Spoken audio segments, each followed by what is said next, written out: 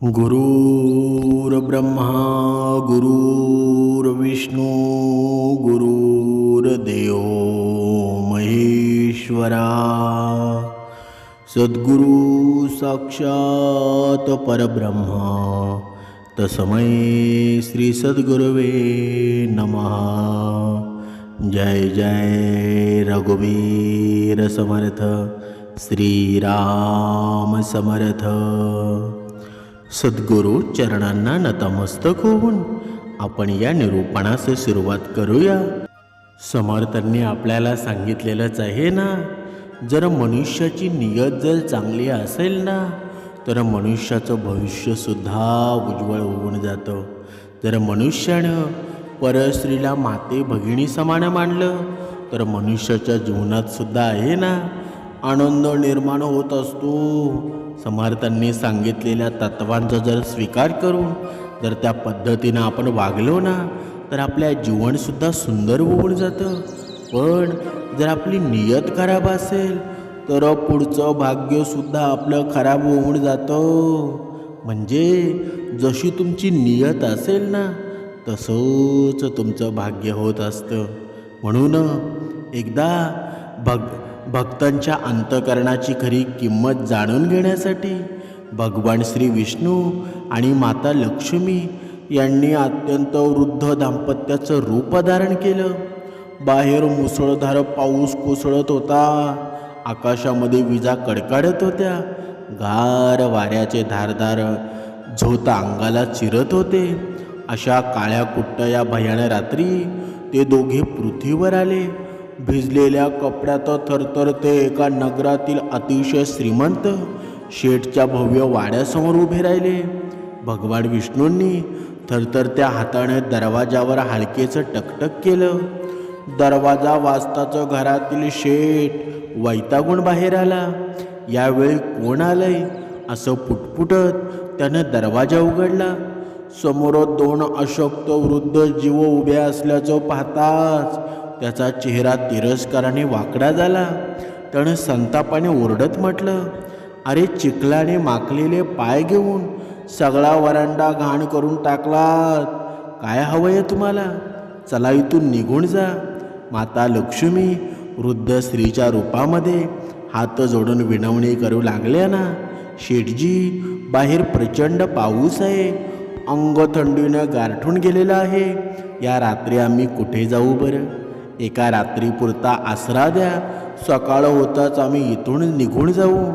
परंतु दयामाया हरवलेल्या त्या शेठच्या मनावर त्यांच्या शब्दांचा कणभरही परिणाम झाला नाही। त्यानं तुच्छतेने त्यांच्या चेहऱ्याकडे पाहिलं। पुढच्याच क्षणी दरवाजा त्यांच्या तोंडावर जोरात बंद केला। क्षणभर त्या दोघांनी एकमेकांकडे पाहिलं। इतक्यात आकाशामध्ये वीज चमकली आणि त्या क्षणिक प्रकाशाच्या शेठच्या भव्य वाड्यालगत एक मोडकळी साळीलं पडकं घर दिसलं। त्या तुटक्या दरवाजाच्या फटीतून दिव्याची एक मंद किरण बाहेर पडत होती। भगवान विष्णू शांत स्वरात म्हणाले, देवी चला त्या छोट्याशा घरामध्ये जाऊन पाहू, कदाचित तिथे आपल्या नशिबात आसरा असेल। माता लक्ष्मी किंचित हसत म्हणाल्या, एवढ्या श्रीमंत माणसानं आपल्याला दारातून हाकलून दिलं, मग त्या गरिबाकडे तरी काय असेल बरं? बघा आपण काय पाहत आहोत तुम्हाला माहीत आहे का बरं?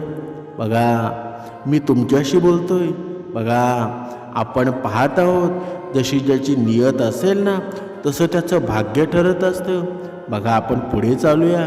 बघा एक गरिबाची झोपडी दिसली ना, त्याला राहायला सुद्धा जागा मिळाली तरी अंगावर पांघरायला काहीच नसेल, या ओळ्या कपड्यामध्ये ही रात्र कशी काढायची?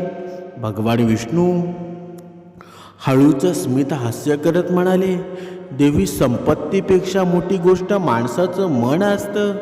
चला तर आपण प्रयत्न करून पाहू। माझ्या या म्हाताऱ्या पायामध्ये आता पुढं चालायलाही बळ उरलेलं नाही। दोघेही सावकाश त्या घराजवळ पोचतात। भगवान विष्णूंनी दरवाजावर आळगट टकटक केली। क्षणाचाही विलंब न लावता दरवाजा उघडला। हातात मातीचा छोटासा दिवा अंगावर मळकट पण स्वच्छ धुतलेली फाटकी साडी, चेहऱ्यावर गरिबीच्या खुणा, पण डोळ्यात मायेचा अथंग सागर. ती स्त्री समोर उभी होती. त्या वृद्ध दाम्पत्यांची अवस्था पाहताच तिचे डोळे पाणावले. अरे देवा, एवढ्या पावसामध्ये तुम्ही दोघे कुठे भटकतात? आधी आत या, लवकर या. ती स्वतः वृद्ध मातेला आधार देत त्यांना घरात घेऊन आली. त्या छोट्याशा घरामध्ये 2 मोडकळीस आलेल्या खाटा होत्या.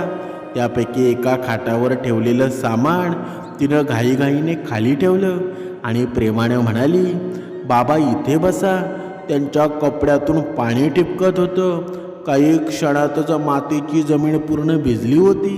पण त्या गरीब स्त्रीच्या चेहऱ्यावर नाराजीची एकही रेष उमटली नाही. तिनं क्षणाचाही विलंब न करता चूल पेटवली. ओळ्या लाकडातून धूर निघू लागला. थोड्याच वेळामध्ये चुलीची ऊब संपूर्ण घरभर पसरली. या हातपाय शेकवा तुम्ही, खूप थंडी लागते ना, असं म्हणत तिने खुंटीवर टांगलेलं स्वतःच्या घरातील जुने पण स्वच्छ धुतलेले कपडे काढले. बाबा तुमचे कपडे पूर्ण भिजले आहेत ना, हे कपडे घाला. माझ्याकडे नवीन काहीच नाही, गरीब आहे मी, त्यामुळं याच कपड्यात समाधान मानावं लागेल. तुमचे कपडे मी धुवून वाळत टाकते. इतकं बोलून ती पुन्हा स्वयंपाकघरामध्ये निघून गेली. काही क्षणांनी ती 2 छोट्या पितलेच्या ताटामध्ये गरम भाकरी आणि ठेचा घेऊन आली. तिच्या आवाजामध्ये अपराधीपणा दाटून आला होता. आई, आज माझ्या घरात देवाचा प्रसाद म्हणून एवढंच आहे. ना तूप आहे, ना दूध आहे, ना साखर आहे. तुमचा पाहुणचार मनासारखा करता आला नाही, याचंच मला वाईट वाटतं ना. माता लक्ष्मीचे डोळे भरून आले. त्या प्रेमानं म्हणाल्या, माऊली, अन्नाची गोडी तुपात नसते, ती वाढणाऱ्याच्या प्रेमातच असते ना. तुझ्या या भाकरी ठेचापेक्षा अमृतही फिकं वाटेल. आज आम्ही खऱ्या देवाच्या प्रसादाचा आस्वाद घेत आहोत. भगवान विष्णूंनीही मान डोळावली. त्या साध्याशा घरामध्ये गरिबी होती, पण माणुसकीची एवढी श्रीमंती होती ना, ती ओसांडून वाहत होती. बघा, आपल्या पण जीवनामध्ये असे प्रसंग आहे ना. भगवंत आपली कधी परीक्षा घेईल ना, हे सांगता येणार नाही. म्हणून आपण नामस्मरणात जरी असू ना, तरी मनुष्यानं तत्पर राहायला हवं. नाहीतर आपण एकीकडे भक्ती करतो आणि दुसरीकडे आपल्या घरामध्ये कोणी वाटसरू आला ना, त्याला आपण हाकलून काढतो. पण तुम्ही विचार करा, कधी आपल्या घरामध्ये कोणाचं ना कोणाचं रूपांतर करून देव घरात येईल, सांगता येईल का बरं? म्हणून आपण आहे ना, कोणाला तुच्छ लेखू नका. प्रत्येक जीवामध्ये भगवंत आहे ना. बघा, आता आपण पुढे जाऊया. त्या घरामध्ये भगवंत होता ना, त्या क्षणी त्या कोरड्या भाकऱ्या स्वर्गातील अमृतापेक्षाही अधिक स्वादिष्ट झाल्या होत्या. म्हणजे बघा, भगवंत त्या घरामध्ये भाकरी खायला लागले होते. थोड्याच वेळामध्ये त्या स्त्रीचा पतीही घरी परतला. दिवसभर कामाच्या शोधात गावोगाव भटकून तो पूर्णपणे थकून गेला होता ना. अंगावरचे कपडे पावसाने चिंब झाले होते.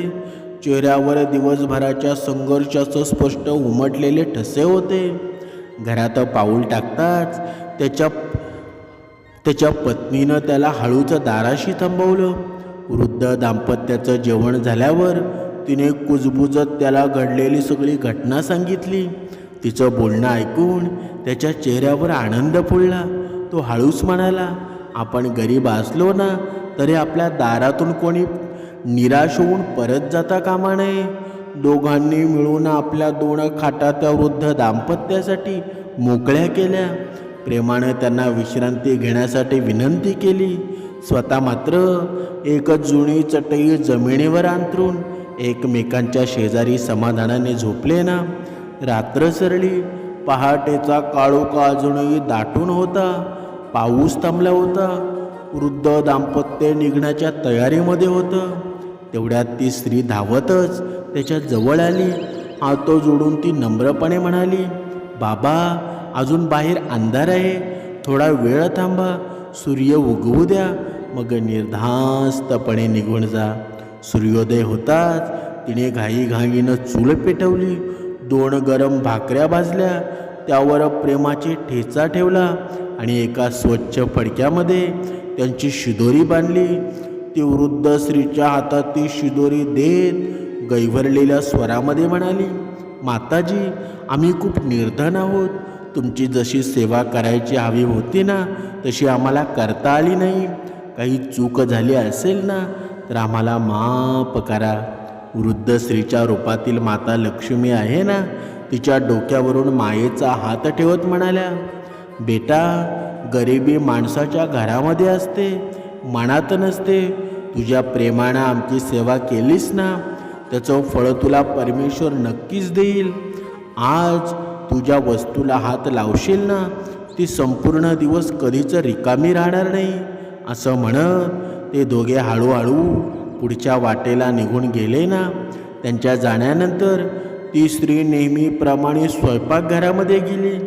वृद्ध पाहुण्यांना 2 भाकऱ्या करून दिल्यानंतर पिठाचा डबा पूर्ण रिकामा झाला होता ना, तो धुवून ठेवण्यासाठी तिने उचलला.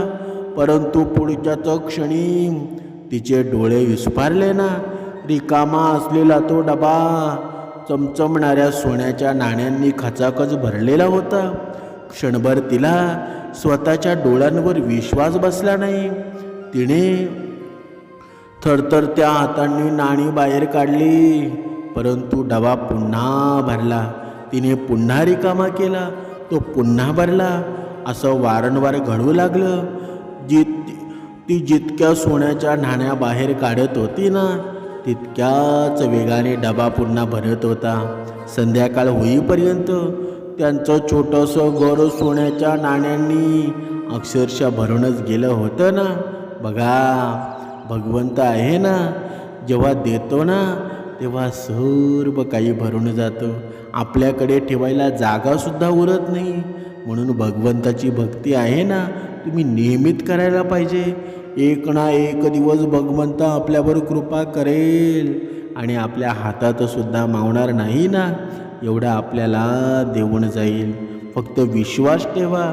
विश्वास जर तुम्ही ठेवाल ना, तर नक्कीच भगवंत तुमच्या जीवनामध्ये कृपा करेल. बघा, काही दिवसातच त्या दाम्पत्यांचं त्या सोन्याच्या नाणी विकल्या. एक प्रशस्त घर विकत घेतलं. कपड्याचं दुकान सुरू केलं. प्रवासासाठी एक घोडागाडीही घेतली. काळपर्यंत गरिबीशी झुंज देणारे ते दाम्पत्य आहे ना, आता मेहनत, समाधान आणि देवाच्या कृपेने सुखाने संसार करू लागले होते. ही बातमी संपूर्ण नगरात वाऱ्यासारखी पसरली. जेव्हा त्या श्रीमंत शेठच्या कानावर ही गोष्ट आली ना, की त्यांचे निर्धर शेजारी एका रात्री श्रीमंत झाले आहेत, तेव्हा त्याला प्रचंड आश्चर्य वाटलं. त्याने त्या दोघांना आपल्या घरी बोलावून घेतलं आणि यामागचं रहस्य विचारलं. त्या स्त्रीनं कोणतीही गोष्ट न लपवता अत्यंत प्रामाणिकपणं त्या वृद्ध दाम्पत्याच्या आगमनापासून ते मिळालेल्या आशीर्वादापर्यंतची संपूर्ण घटना सांगितली. या ऐकताच शेठ आणि त्यांची पत्नी दिवसरात्र एका विचाराने पछाडले गेले. ते करामती वृद्ध दाम्पत्य पुन्हा एकदा आपल्या दारामध्ये यावं आणि आपल्यालाही तसा आशीर्वाद मिळावा. अंतर्यामी बसलेल्या परमेश्वरापासून ते मनातील कोणताही विचार लपून राहत नाही. म्हणून मनुष्याच्या इच्छा व्यक्त होण्याआधी त्या देवाला कळतात ना. म्हणून दर वेळेला समर्थ आपल्याला निरूपणा सांगत असतात ना, की आपल्या जीवनामध्ये आहेत ना, कधीच भगवंताकडे पैसा धन दौलत मागू नका.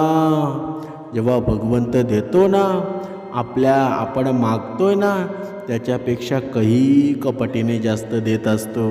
म्हणून काही दिवसांनी पुन्हा एकदा मुसळधार पाऊस सुरू झाला. आकाशात विजा चमकत होत्या.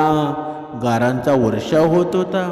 अशाच एका रात्री तेच वृद्ध दाम्पत्य पुन्हा शेठच्या दरवाजाशी येऊन उभं राहिलं. दरवाजावर टकटक होताच शेठनं खिडकीतून डोकावून पाहिलं. समोर तेच वृद्ध दाम्पत्य उभा असल्याचं पाहताच त्याच्या चेहऱ्यावर आनंद पडला. तो घाईघाईनं पत्नीला म्हणाला, लवकर जा, त्यांना आत घेऊन ये. सगळा दिखावा अधिक खरा वाटावा म्हणून त्यांनी घरातील दिवे बंद केले. शेठची पत्नी हातात मातीचा दिवा घेऊन बाहेर आली आणि खोट्या ममतेने म्हणाली, अरे देवा, बाबा, एवढ्या पावसामध्ये तुम्ही दोघे कुठे भटकत आहात बरं? चला लवकर आत घरामध्ये या. तिनं त्यांना घरातील सर्वात जुनी खाट दाखवून बसायला सांगितलं. घरात नवीन कपड्यांचे ढीग असूनही मुद्दाम 2 जुने फाटलेले कपडे त्यांच्या पुढे ठेवले. बाबा, आज घरामध्ये याच 2 जोड्या आहेत, तुम्ही हेच घाला. त्यानंतर तिने घरातील सर्वात जुने चपलेचे पितलेचे ताट काढले आणि त्यात भाकरी व ठेचा वाढून त्यांच्या समोर ठेवला. अंगावर पांघरायला स्वतःच्या घरातील उबदार रजाई न देता शेजाऱ्याकडून एक जुनं घोंगडं उसणं आणून त्याच्यावर टाकलं. यानंतर शेठ आणि त्याची पत्नीही त्याच खोलीमध्ये जमिनीवर चटई अंथरून झोपले ना. पण त्यांच्या डोळ्यांना झोप नव्हती. त्यांच्या मनामध्ये फक्त एकच विचार घोंगावत होता, उद्या सकाळी आपल्यालाही सोन्याच्या नाण्यांचा वर्षाव होणार. दुसऱ्या दिवशी पहाटेचा अंधार अजूनही विरलेला नव्हता. पाऊसही थांबला होता. ते वृद्ध दाम्पत्य निघण्याच्या तयारीत होतं. शेठाणी घाईघाईनं स्वयंपाकघरामध्ये गेली. तिने 2 भाकऱ्या भाजल्या, त्यावर थोडीशी चटणी ठेवून त्या एका फडक्यामध्ये बांधल्या आणि अत्यंत कृत्रिम नम्रतेने त्या वृद्ध स्त्रीच्या हातामध्ये देत म्हणाली, माताजी, आम्ही खूप दरिद्र आहोत. तुमची जशी सेवा करायची हवी होती ना, तशी आम्हाला करता आली नाही. काही चूक झाली असेल तर आम्हाला माफ करा. वृद्ध स्त्रीच्या रूपातील माता लक्ष्मी तिच्याकडे शांत नजरेने पाहत म्हणाली, माऊली, तू जशी सेवा केली आहेस ना, त्याचं फळ परमेश्वर तुला नक्कीच देईल. आज तू ज्या कामाला सुरुवात करशील ना, ते काम दिवसभर कधीच संपणार नाही. इतकं बोलून भगवान विष्णू आणि माता लक्ष्मी तिथून निघून गेले. ते दृष्टीआड होताच शेठ आणि शेठाणीच्या मनातील लोभ उफाळून वर आला. शेठ उतावेळपणे म्हणाला, चला आधी पिठाचा डबा उघडूया, नाणी माझ्या हाताने बाहेर येणार. त्यावर शेठाणी लगेच म्हणाली, नाही, सर्वप्रथम मीच डबा उघडणार. क्षणात दोघांमध्ये वाद सुरू झाला. दोघांनीही एकाच वेळी पिठाचा डबा उघडला. जोरजोरामध्ये ओढताना सुरू केलेली. अखेरीस त्या गोंधळात डबा त्यांच्या हातातून निसटला आणि जोरात जमिनीवर आपटला. क्षणात संपूर्ण खोली पिठाने भरून गेली. शेठाणी वैतागून झाडू घेऊन आली आणि खोली साफ करू लागली. कसं बसं तिनं सगळं पीठ झाडून एका बाजूला केलं. पण पुढच्या क्षणी तिचे डोळे विस्फारले. जी जागा तिने स्वच्छ केल्या होत्या ना, त्या पुन्हा पिठाने भरून गेल्या होत्या. ती पुन्हा झाडू मारू लागली. पुन्हा पीठ साचलो. पुन्हा तिनं झाडलं आणि पुन्हा तेवढंच पीठ. असा हा विचित्र प्रकार आहे ना, सकाळपासून संध्याकाळपर्यंत अखंड सुरूच राहिला ना. शेठाणी झाडू मारतच राहिली, पण खोळी कधीच स्वच्छ झाली नाही. तेव्हा त्यांना माता लक्ष्मीच्या आशीर्वादाचा खरा अर्थ उमगला. त्यांना नाणी नव्हत्या मिळालं होतं त्यांच्या लोभाला साजेचं फळ. परमेश्वर सर्वत्र सर्वज्ञ आहे ना, त्याच्यापासून कोणताही विचार, कोणतीही भावना किंवा कोणताही हेतू लपून राहत नाही. जो निस्वार्थ भावनेनं दुसऱ्याची सेवा करतो ना, त्याच्या आयुष्यात कृपेचा वर्षाव होतो. पण जो केवळ स्वार्थ, दिखावा आणि लोभानं सत्कर्म करतो, त्याला त्याच्या कर्मानुसार फळ मिळतं ना. म्हणजे जशी ज्याची नियत तसं त्याचं भाग्याचं असतं ना. म्हणजे तुमच्या जीवनामध्ये प्रत्येक गोष्ट घडते ना, ती कोणत्या ना कोणत्या कारणासाठी घडत असते.